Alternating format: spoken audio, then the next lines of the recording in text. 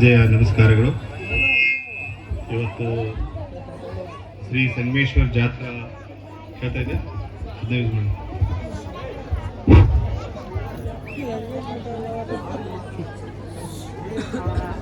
ಶ್ರೀ ಸಂಗಮೇಶ್ವರ ಜಾತ್ರಾ ಮಹೋತ್ಸವದ ಅಂಗವಾಗಿ ಅಪ್ಪು ಡ್ಯಾನ್ಸ್ ಅಕಾಡೆಮಿ ಹೊಸ ಕಿತ್ತೂರು ಇವರಿಂದ ಕಿತ್ತೂರು ಉತ್ಸವ ಕಾರ್ಯಕ್ರಮ.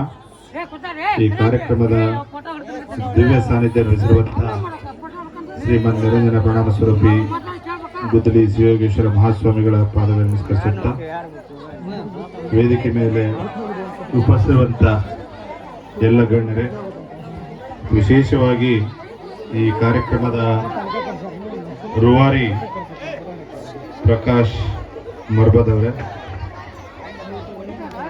ಮತ್ತು ಈ ಭಾಗದ ಎಲ್ಲ ಅಪ್ಪು ಅಭಿಮಾನಿಗಳೇ ಮತ್ತು ಎಲ್ಲ ಗ್ರಾಮದ ಗುರು ಹಿರಿಯರೇ, ವಿದ್ಯಾರ್ಥಿನಿಯರೇ, ಮೊದಲಿಗೆ ತಮ್ಮೆಲ್ಲರಿಗೂ ಶ್ರೀ ಸಂಗಮೇಶ್ವರ ಜಾತ್ರಾ ಮಹೋತ್ಸವದ ಶುಭಾಶಯಗಳನ್ನು ಕೋರಲಿಕ್ಕೆ ಬಯಸ್ತೇನೆ. ಈ ಕಾರ್ಯಕ್ರಮಕ್ಕೆ ಕರೀಲಿಕ್ಕೆ ಅವರು ಬಂದಿದ್ರು. ಬಂದಾಗ ಆಯ್ತು ನೋಡ್ತೇನೆ, ನೋಡಿ ಫ್ರೀ ಇದ್ರೆ ಬರ್ತೀನಿ ಅಂತ ಹೇಳಿದ್ದೆ.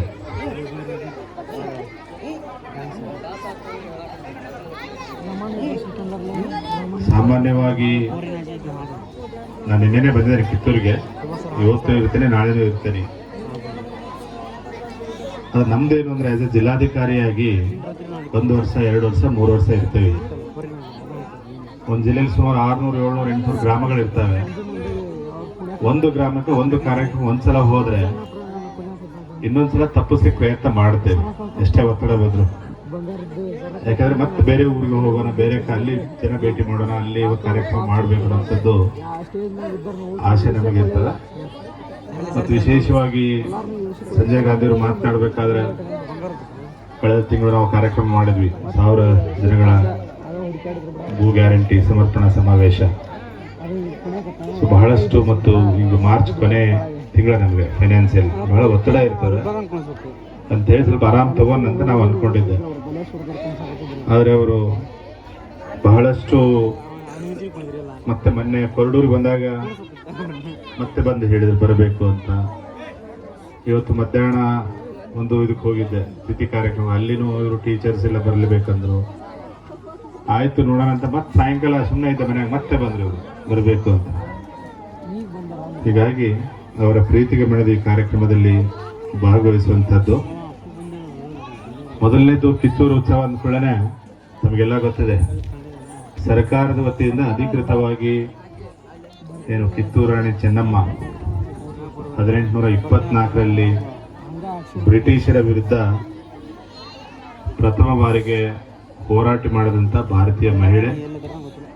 ಈಗಾಗಲೇ 202 ವರ್ಷಗಳಾಗಿದೆ.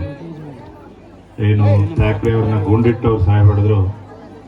ಅವರ ವಿಜಯೋತ್ಸವ ಸಂಕೇತವಾಗಿ ಬೆಳಗಾವಿಯ ಬೈಲಹೊಂಗಲ ಕಿತ್ತೂರಿನಲ್ಲಿ, ಕಿತ್ತೂರು ಅಫ್ಕೋರ್ಸ್ ಕಿತ್ತೂರು ತಾಲೂಕು ಆಗಿದೆ, ಕಿತ್ತೂರು ಉತ್ಸವ ಕಾರ್ಯಕ್ರಮನ ಬಹಳ ಅದ್ದೂರಿಯಾಗಿ, ವಿಶೇಷವಾಗಿ ಆ ಜ್ಯೋತಿಯನ್ನ ರಾಜ್ಯದ ಎಲ್ಲ ಜಿಲ್ಲೆಗಳು ತಗೊಂಡು ಹೋಗಿ 3 ದಿವಸಗಳ ಕಾರ್ಯಕ್ರಮನ ಬೆಳಗಾವಿಯಲ್ಲಿ ಆಗ್ತದೆ.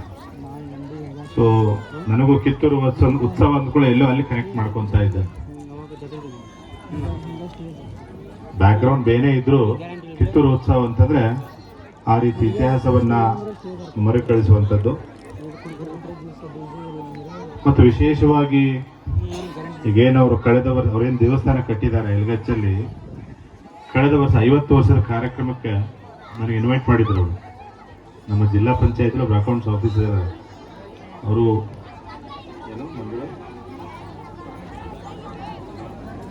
ಮಂಜುಳಾ ಕಟ್ಟಿಮನಿ ಅಂತ, ಅವರು ಬಹಳ ಅಭಿಮಾನಿ ಅವ್ರದ್ದು. ಈಗ ಅವರು ಹೇಳಿದ್ರು ಬರಬೇಕು ಅಂತ. ಬಟ್ ನನಗೆ ಬೆಂಗಳೂರಿನ ಹೋಗಿದ್ದೆ ಅನ್ಸತ್ತಿಗೆ ಇವತ್ತು ಆ ಕಾರ್ಯಕ್ರಮಕ್ಕೆ ಹೋಗಕ್ಕೆ ಆಗಿರಲಿಲ್ಲ. ಇವತ್ತು ವಿಶೇಷವಾಗಿ ಪ್ರಕಾಶ್ ಮರ್ಬದವರು ಏನು ದೇವಸ್ಥಾನ ಸ್ಥಾಪನೆ ಮಾಡಿದ್ದಾರೆ ಮತ್ತು ಈ ಅಕಾಡೆಮಿಯ ಏನು ರೂವಾರಿ ಇದ್ದಾರೆ, ಅವರ ಕಾರ್ಯಕ್ರಮ ಇರೋದ್ರಿಂದ ಬಹಳಷ್ಟು ಸಂತೋಷದ ಈ ಕಾರ್ಯಕ್ರಮದಲ್ಲಿ ಭಾಗಿಯಾಗ್ತಾ ಇದೆ. ಪುನೀತ್ ರಾಜ್ಕುಮಾರ್ ಅವರ ಬಗ್ಗೆ ಬಹಳ ಹೇಳುವಂಥದ್ದೇನು ಇಲ್ಲ. ಬಹಳ ಕರ್ನಾಟಕ ಕಂಡಂಥ ಬಹಳ ಒಂದು ಅದ್ಭುತ ಕಲಾ ಪ್ರತಿಭೆ.